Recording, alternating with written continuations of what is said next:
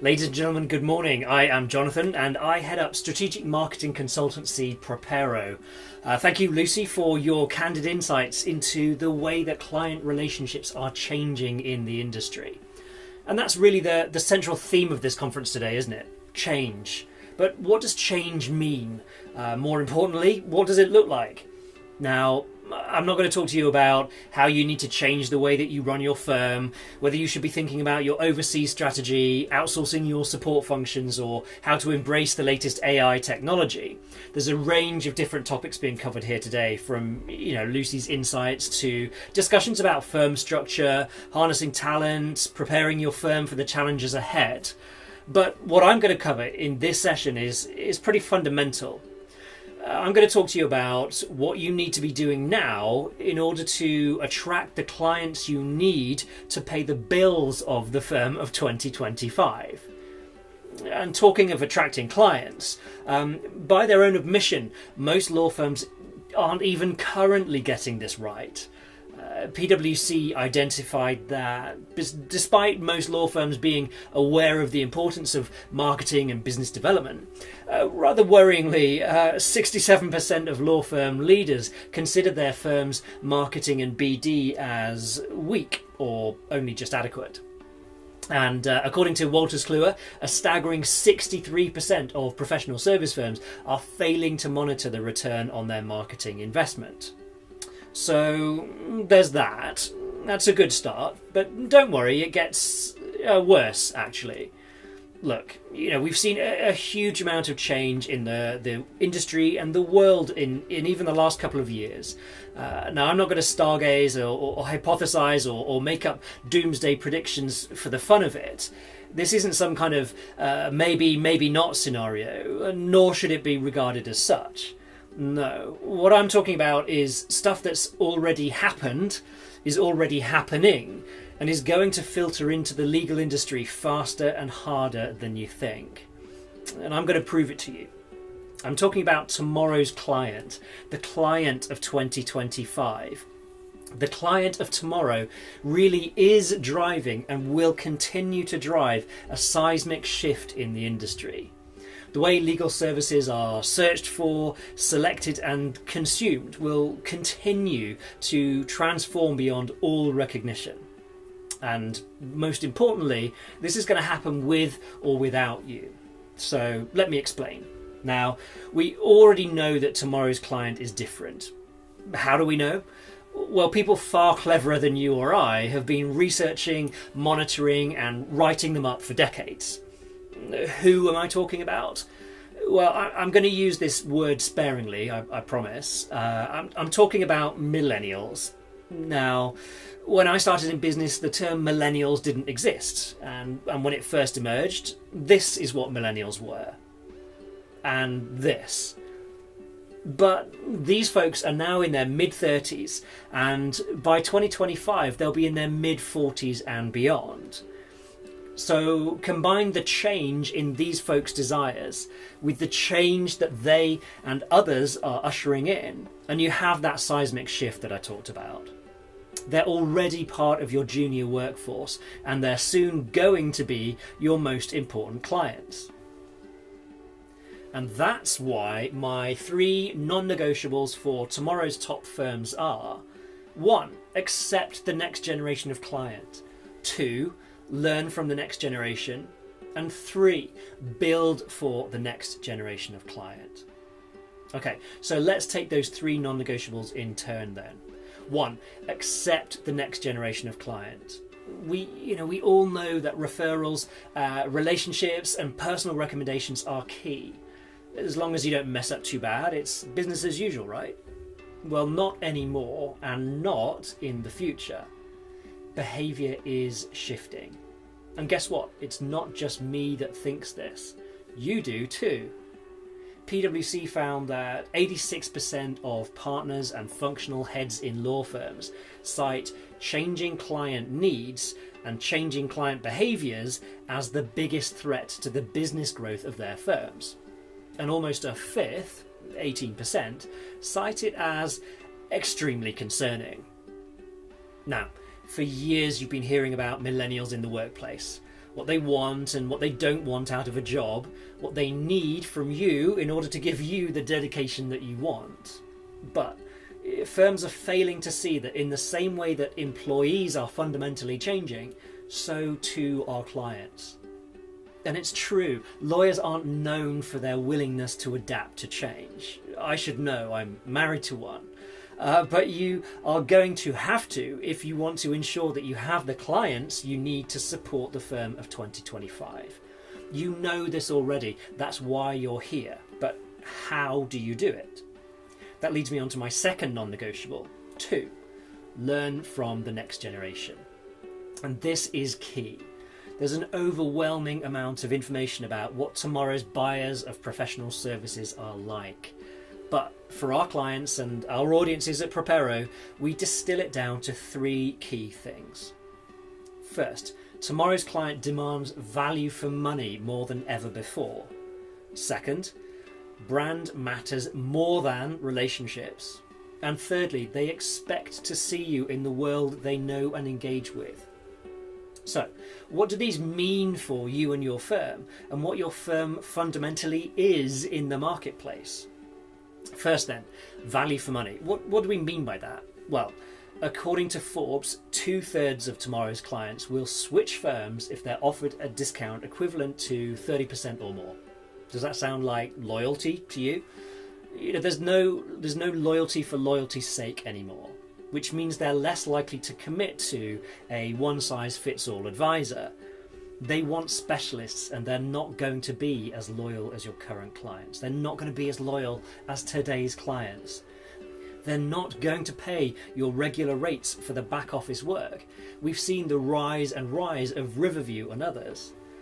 These options are now easy to find and evaluate. A little tool called Google helps there. And changing client behaviour, remember that from a moment ago, means that they are happier to embrace a wider range of service providers, and even providers that they would never have considered or even heard of in the past. So for you, this means you need to have a solution for this value work. And that's for the other panels here today to talk about. But bigger than that, you need to have a well-defined value proposition for your whole firm, your reason for being and how you are different. And most importantly, and this is our specialty, you must clearly and consistently communicate it to your marketplace. We call this the 3 C's. What do I mean by clearly and consistently? Well, for clarity, ensure the messages that you push out are clear and written in plain English, free from jargon and language that's designed to daze and confuse. Because tomorrow's clients want to speak to people who can offer them business clarity. Now, once upon a time, jargon made the legal industry sound smart. But now, if what you're saying is not clear or doesn't explicitly clarify the role you play in solving a business problem, you can bet that they're not going to work with you. Why? Because it doesn't resonate. They'll move on because they can now. And on consistency, one quick warning here. Simply dipping your toes in the marketing pool isn't going to produce the kinds of results that will secure your place at the future table. Your efforts must be structured and strategized. This means not committing what I like to call random acts of marketing. In other words, resisting the urge to dabble occasionally, as it will prevent you from seeing any cumulative benefit. Brand, marketing and messaging will be an integral part of the law firm of 2025's day-to-day operations, and instrumental in its future growth, as we'll see. Second learning then, brand matters more than relationships. Firms have been thinking about their employer brands for years, how to preen themselves to attract the best talent. But to tomorrow's client, your law firm brand matters more than ever before, more than existing relationships. A lack of access to information meant that today and yesterday's client was keen to stick with known quantities, established relationships and so forth. But societal changes and increased ease of discovery means that if you put a foot wrong, or if for some reason their attention gets diverted, which, let's face it, does happen, then tomorrow's client can and will have 10 alternatives researched and contacted before you even know that something is up. Brand is how you prevent this. Your firm's brand is more than a sequence of surnames. According to eMarketer, 60% of tomorrow's clients feel an emotional connection to the brands that they work with and believe they are defined by those that they use. Think about that. The brands they work with define them as a person, a business owner, a board member, a decision maker. FMCG brands, by the way, figured this out 10 or 15 years ago. It started mattering to them then, just like it's going to start mattering to you soon. There's more to a brand than a badge or logo or a series of graphic marks. A brand is how your firm is perceived in the minds of your clients. It supports the relationships you build with them. It's what sets you apart from your competitors. Your brand directly supports your firm in ways that transcend simple decor, ways that have real financial implications for your firm.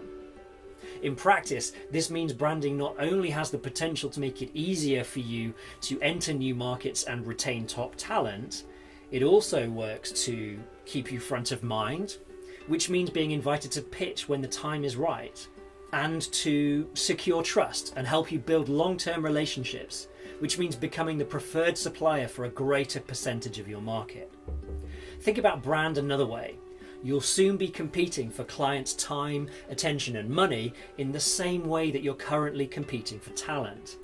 Why? Because talent is younger than clients. You see the changes there first. Right now, everyone wants to go and work for Uber. Well, maybe not Uber, Facebook or TransferWise. Tech companies are cutting edge, attractive, fast moving. Exactly what tomorrow's clients are going to want and more. So learn from the current struggle for talent before you get blindsided by the future struggle for your clients' attention. Existing relationships are less important to tomorrow's clients than today's and yesterday's. Why? Two things: choice and discovery, and social forces. Third, learning then. If you want tomorrow's clients to know and form an opinion about you, which you do, you need to go and find them in the world they know. I mean, you can laugh about how your kids or your grandkids have their noses in phones all the time, but this is what they know, this is what they're used to, this is what they have come to expect from the firms they trust. And these people, they are the ones setting the pace of your future. Change is being driven by tomorrow's client for tomorrow's client. Research from BIA Kelsey found that 97% of this group research professional service firms online before making a financial commitment. Whether that's the CEO looking for a firm to handle his company's investment round, or a board choosing which firms to add to their panel, often the material that precedes your conversation will have made up the client's mind before you even step foot in the door to pitch. In fact, Corporate Executive Board found that 57% of purchasing decisions occur before the buyer has even had a conversation with a service provider. Which means when you find yourself invited to pitch to tomorrow's client, they will already know a heck of a lot more about you than you think. What's clear here is that the client of tomorrow is buying on the basis of information they have gathered themselves. Often, this is words on a screen.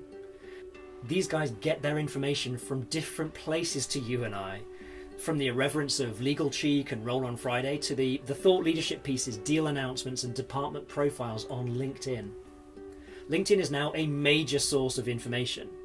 So, true story, for years we've asked job candidates in their interviews with us, where do you get your industry news? Now, almost every single candidate says LinkedIn. Now, there are and there will be other LinkedIns. That's not the point. Tomorrow's clients are buying and avoiding services on the basis of what they see in places they already go. They've been brought up with Google and therefore with choice. If they don't like what they see, or if what they find doesn't resonate with them, they're just a hop, skip and a jump from hundreds of other options and opinions. And what this means for your firm is what you put out there matters.